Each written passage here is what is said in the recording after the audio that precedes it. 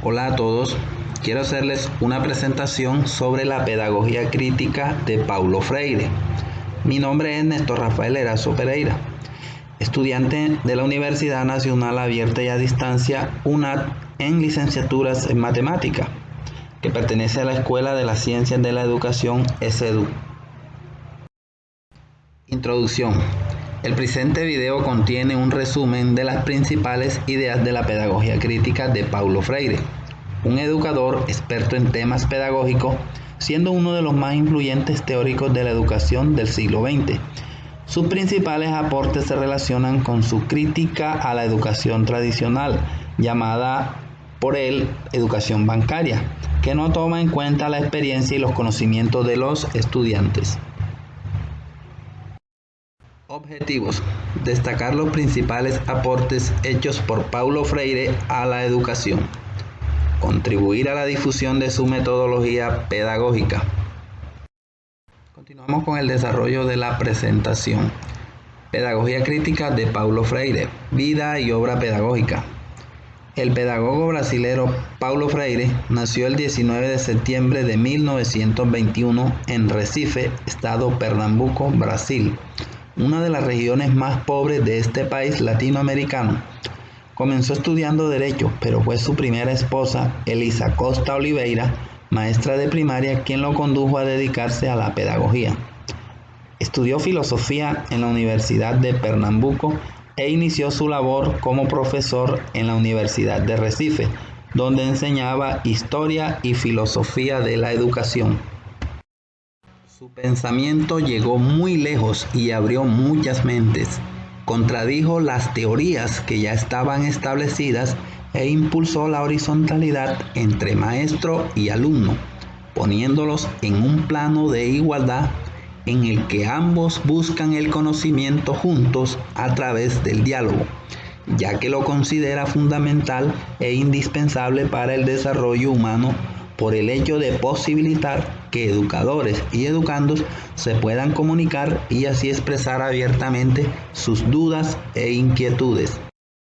Freire creía imprescindible que para que el diálogo pueda darse debían existir los siguientes elementos: el amor, un profundo amor al mundo y a los hombres, siendo fundamento del diálogo, de allí que no puede darse en relación de dominación.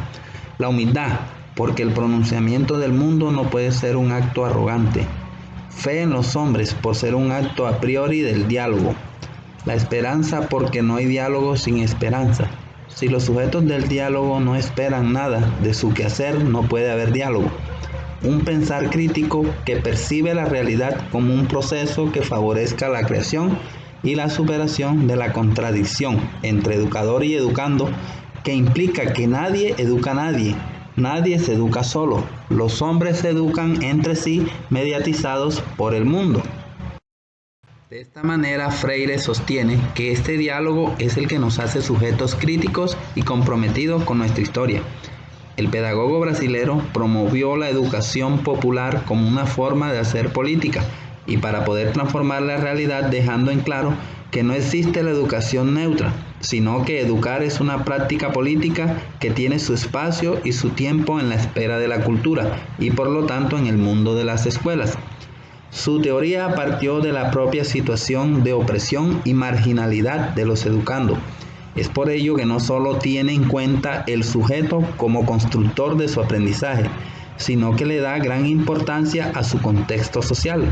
Se preocupó mucho por los iletrados y llegó a la conclusión de que el camino más rápido para la alfabetización era tomar conciencia de la situación de explotación en la que vivían. Para Freire no existía peor cosa que no saber leer ni escribir.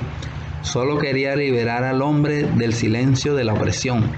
Consideraba que una persona iletrada nunca era ignorante, ya que gracias a lo vivido, a su experiencia personal y social, ha adquirido un saber propio y una forma propia de interpretar la realidad. Bautizó como educación bancaria a la educación verticalista, que consideraba al maestro como el único capaz de transmitir conocimiento.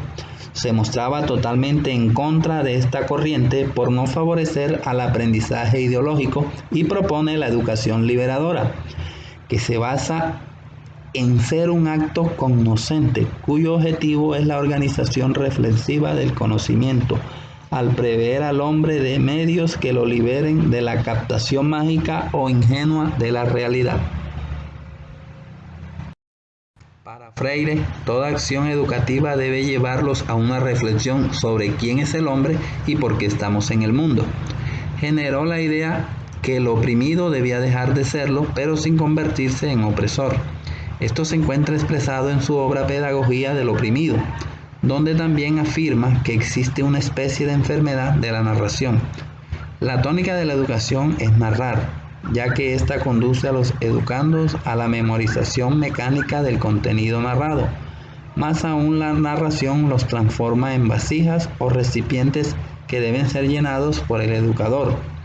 Cuanto más vaya llenando los recipientes con sus depósitos, tanto mejor educador será.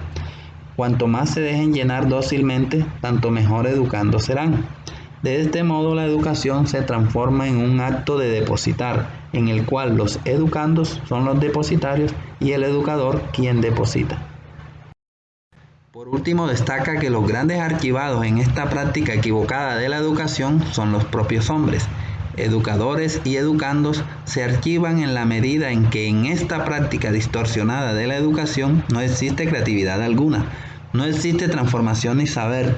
Solo existe saber en la innovación, en la reinvención, en la búsqueda inquieta, impaciente, permanente que los hombres realizan en el mundo, con el mundo y con nosotros, búsqueda que es también esperanzada.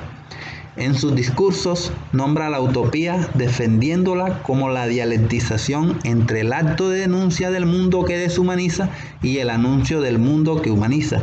Es por esta razón que solo los utópicos pueden tener esperanzas. Conclusión. Al finalizar esta presentación, se puede concluir que Paulo Freire es el precursor de una pedagogía moderna con tendencia liberacionista, crítica de su realidad. Durante su vida y en sus obras motivó a que la gente no sea tratada como ignorante, sino como personas que tienen derechos y deberes. El maestro debe ser el ente que lleva a los aprendices a analizar la sociedad en la cual desarrollan su proceso de aprendizaje. Deben de construir desde los conocimientos previos que estos llevan al aula de clase, ya que ellos son un reflejo visible y fiable a las realidades sociales. El estudiante debe construir un conocimiento como un acto político, desde la relación con el maestro y los demás estudiantes dentro del aula, para pasar de ser sociales pasivos a ser sociales activos, críticos y pensantes de la sociedad en la que están sumergidos. Gracias por su atención.